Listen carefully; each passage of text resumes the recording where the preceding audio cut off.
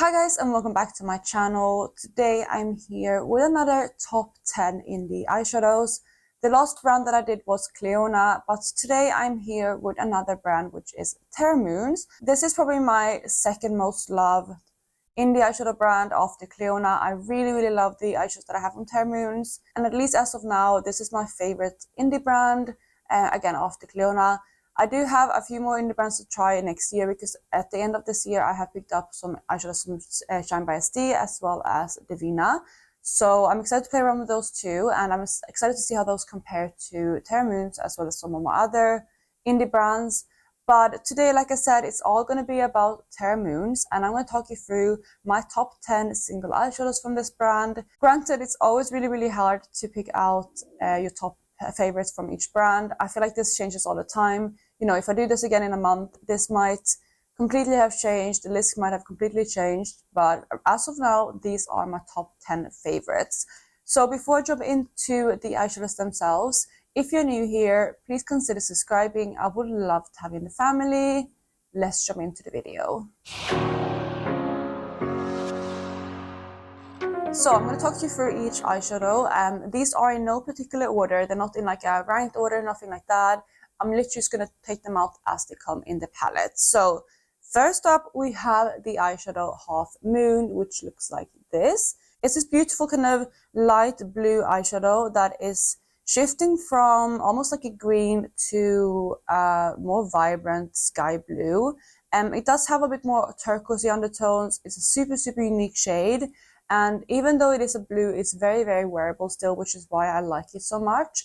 I feel like this is beautiful to top onto any kind of look.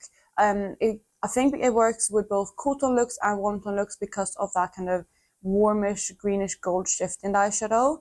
And it's just super sparkly, super pretty. I will insert the swatches when I talk about these eyeshadows so you can see hopefully the shift in each and every one.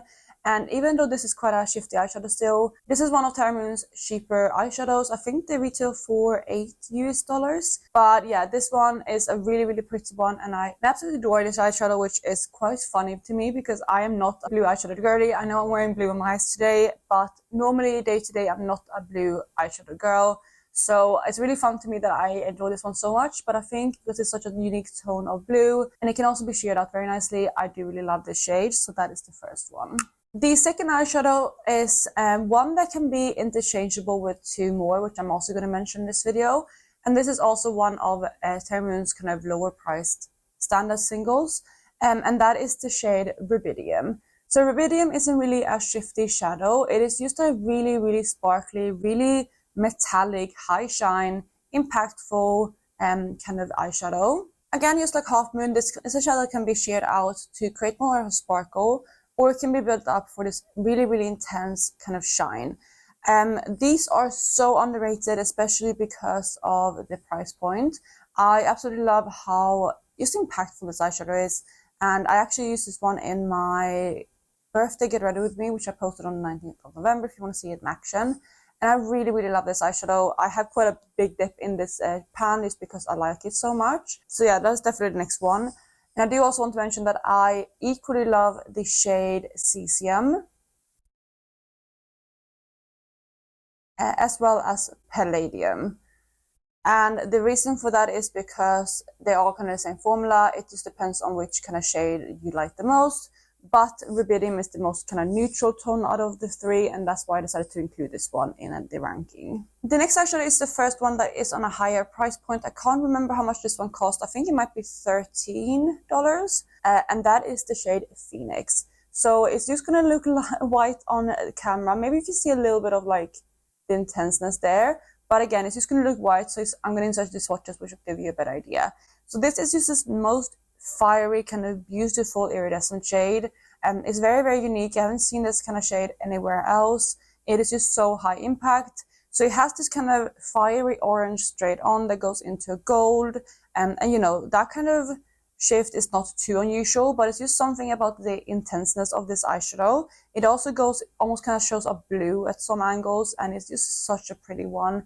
It is again very high impact. This one isn't as sparkly as the other ones that I mentioned already, but it's very high impact still, and it's just beautiful to use in the corners, topped on top of our eyeshadows or used on its own on the lid. Such an amazing eyeshadow, and I do really, really love this one. This one is definitely a cult favorite though, so I think it's on a lot of people's top 10 list, but I still wanted to include it. The next one I have is the shade Lyra, which looks like this. It is this kind of sandy orange eyeshadow that goes into electric green into a purple, like a violet, kind of ultraviolet, like a violet to an ultraviolet shift. It's hard to describe, like a pink to an ultraviolet shift. I'm really terrible at explaining shifts today, I guess, but it's just such a pretty one. Again, it can be used as an unicorn highlight. It's sheer enough with the base that you can use it as a almost iridescent shade, but it can also be built up so you can see more of the base. This one I believe is a dupe for the Vina Fairy Fire, which I actually just received yesterday. I haven't compared them to yet, but looking at it in the pan, it looks like a very similar eyeshadow, but I just want to see how the formulas compare. This one is, you know, it has a little bit of sparkle to it, but it's not, again, as sparkly as the first two that I mentioned. And it's just such a pretty one. I feel like the shift, again, is very unique in this eyeshadow. And more brands are starting to come out with this kind of shade though. But overall, it's just such a beautiful one. And, you know, apart from like the ones that I think are direct dupes, I don't really have anything with the specific shifts in it in my collection. And it's just such a pretty eyeshadow. So that is the shade Lyra. One of my probably top favorite eyeshadows of all time from Terra Moons is the shade Starburst. I just love the tones on this eyeshadow. This is also one of their more affordable shades. You can see the kind of mauve base here. It's just like a warm toned mauve base that goes into gold into blue shift, and it's just such a pretty one. This one is also very textured, very sparkly, but it's not super flaky, and like some of the Terra Moons eyeshadows can be too flaky, I feel like. I do have two coming up that are quite flaky, but these ones are just like really nice scattered, super sparkly eyeshadows.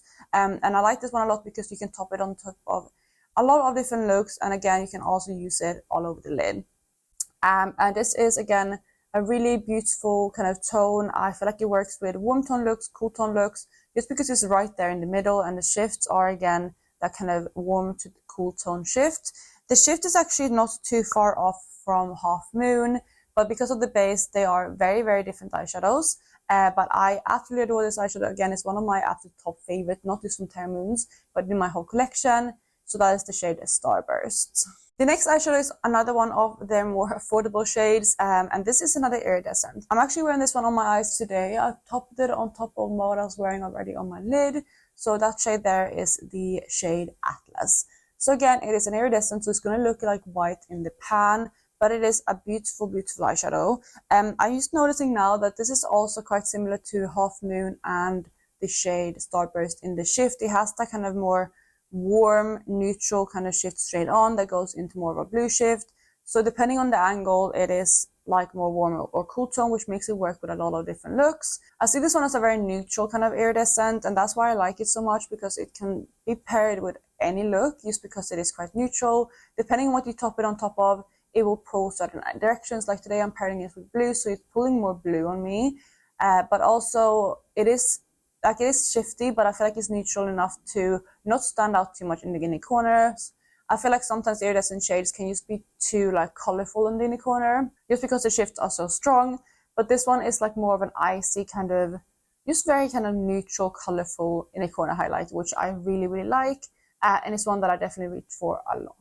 So I believe those are all of the kind of more affordable, like I think it's $8 price point eyeshadows. And then the remaining four are a little bit more up there, but I really, really love all of these. The first one I have to talk about is one of their gray-based multichromes, which is the shade M51. It's super, super shifty eyeshadow. It has this electric green shift straight on, as you can see. And then it goes into a really strong purple shift. The base is, I think I said gray base, but it's more of a brownie base, but it's a very, very kind of sheer base.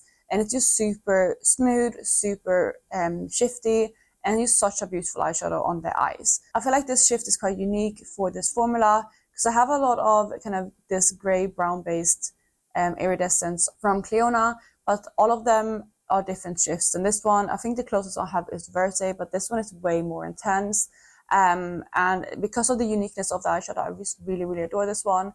And it is so electric, so fun, but because of the base and because of the formula, it still is very wearable, which is why I like it. So that is the shade M51. Next up, we have one that is a little bit more on the flaky side. It's not like the super difficult to work with flaky formulas from Terra Moons though. It's just a very textured eyeshadow, and that is the shade Solar Delirium, which looks like this. So I think you can see already there how textured it is, but you can see it more in the swatch. So this one has like a kind of creamsicle orange base that has a really strong kind of orange-yellow shift straight on that goes into a green and then a blue and a purple. It's a very harsh angle. It is a super shifty eyeshadow, and it's a beautiful, beautiful eyeshadow to wear with more warm tone looks. I mean, you can be more creative and pair it with cool tones too. Because again, this is one that can be sheared out. I feel like that's what I like about Terra Moons formulas. It's like very sparkly, and the base can be sheared out in most cases, so you can have more of a kind of sparkle effect on the eyes, or you can build it up and you can see more of the base. It's a super interesting eyeshadow, and even though it is very shifty like that and very bright looking kind of in the pan, it can be pared down and be used with neutrals quite a lot, especially again because you can shear it out. So yeah, that is the shade Solar Delirium, and of course it's another one of my absolute favorites. The last two that I have are both more kind of pink shades. The first one is the shade Crimson Eclipse, which looks like this. It is a beautiful kind of, you can see straight on like a magenta that goes into gold and then orange kind of shift, and it has a green shift. It's a very harsh angle too. This is again more of a smooth formula. It's quite similar in formula to M51 actually. So yeah, not the super sparkly texture eyeshadow, but I just love this shade. It looks very, very colorful in the pan, but this one also has more of a brown base somehow, and because of that, and I think because it's more of a kind of smooth, kind of, yeah, again, a similar formula to M51, it's just very wearable, and it can be toned down and be worn with a lot of different looks. We use a slight pop of pink. Yeah, I really love this eyeshadow a lot. You can see that I hit pan on this eyeshadow. I did it in one of my project pans. So, you know, the pan isn't necessarily from just organic use, but when I panned this, I absolutely fell in love with this eyeshadow. I wasn't expecting to love it as much as I do, but I did truly fall in love with it in that project when I was trying to pan on it. And I think that's the reason why I'm including it in this video, because I just absolutely fell in love with that eyeshadow during that project. So that is Crimson Eclipse. The final eyeshadow that I have to talk about is, again, like I said, a pink, and this is another one that is quite colorful, but it can be sheared out again, and that is the shade Flare Star. So this one is a really, really bright pink. You can see right on there, it has a little bit more kind of cool tone pink shift, but the base is quite a warm tone pink, but both of them are very bright. Apart from that warm tone pink shift, it goes into a gold and orange, and then again a green at a very harsh angle. It's a beautiful, beautiful eyeshadow, and you can build it up to be this intense pink, which I think is really flattering. I love the more kind of warm tone base of this pink, it makes it quite unique to me. So I do like to wear it built up, but also, again, one of my favorite ways to use this is more as like a topper sparkle. This one again is more flaky, but it's not super difficult to work with. And again, you can use that kind of flakiness as more of a sparkly glitter kind of topper.